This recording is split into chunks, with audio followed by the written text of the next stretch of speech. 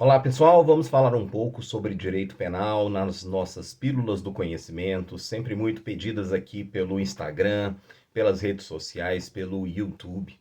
E eu achei um tema extremamente interessante para falar sobre hoje e vamos falar sobre o histórico do direito penal. Sabemos que o direito penal começa com a ideia de punição. A ideia de punição é inerente a todas as sociedades humanas. Na filosofia agostiniana, Agostinho, no livro Cidade de Deus, diz que onde houver o homem haverá o direito penal e haverá a necessidade de punição.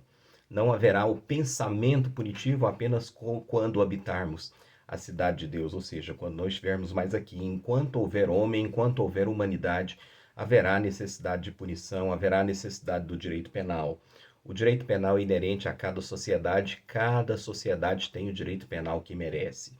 Porém, quando voltamos no tempo e vamos para tempos imemoriais, ou seja, dos quais não temos memórias, o direito penal ressurge, ele começa na humanidade não como ideia de direito, mas sim com a ideia de vingança. Temos na história de tempos imemoriais o período da vingança privada. A vingança privada é vista como a justiça pelas próprias mãos. Os próprios seres humanos, as próprias pessoas fazendo a justiça como bem entendem. Temos na fase imemorial mais antiga da vingança privada o seguinte aforismo: olho por olho, dente por dente. Não há na vingança privada a figura do Estado como distribuidor da justiça.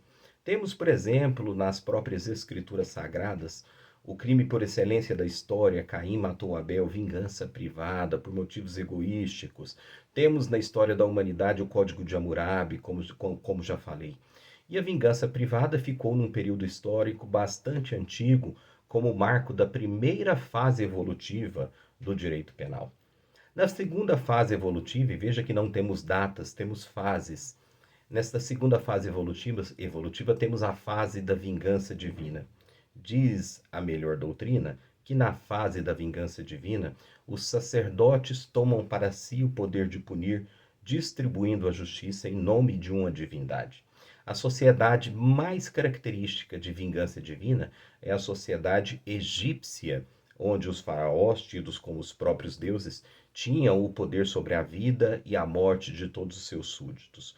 Na vingança divina, uma característica muito comum desta fase é a total irresponsabilidade do detentor do poder. Ele não pode ser acusado, tampouco punido por nada, porque ele se considera o próprio Deus, e o qual também faz a justiça com o bem lhe interessa. Superadas essas fases, tanto da vingança privada quanto da vingança divina, temos o período publicístico do direito penal e também chamado de período público do direito penal. Vejam bem que a ideia de vingança é deixada para trás, a ideia de vingança é abandonada e tem-se a ideia de período publicístico, onde tem-se a figura do Estado como detentor do poder de punir e aquele que exerce o poder de punir de forma a distribuir justiça. As penas são proporcionais às ofensas no período publicístico, muito importante característica. Para crimes mais graves, penas mais severas; para crimes mais suaves, penas mais brandas, conforme o justo princípio da proporcionalidade.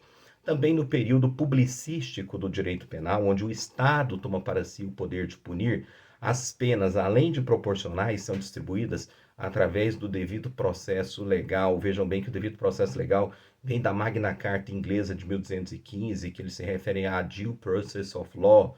No devido processo legal, tem-se o direito ao contraditório, tem-se o direito à ampla defesa, com todos os recursos a eles inerentes e que estão na nossa Constituição, e o réu, aquele sobre o qual recai a imputação, é presumivelmente inocente, até que se prove ao contrário, com a sentença penal transitada em julgado.